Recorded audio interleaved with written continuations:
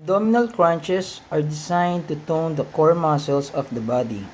The exercise aids in strengthening the core muscles, improving the posture, and increasing the mobility and flexibility of the muscles. Lie down on the floor on your back and bend your knees.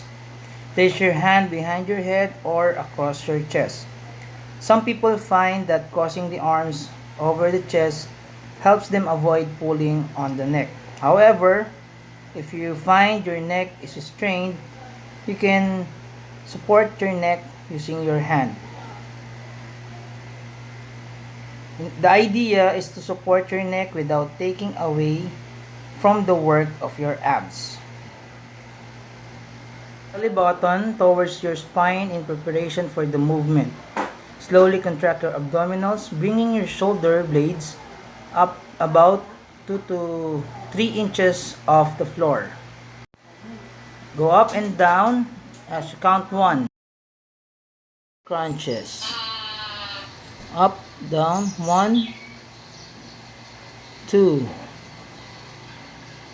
3, 4, 5, 6, 7, 8, 9, 10,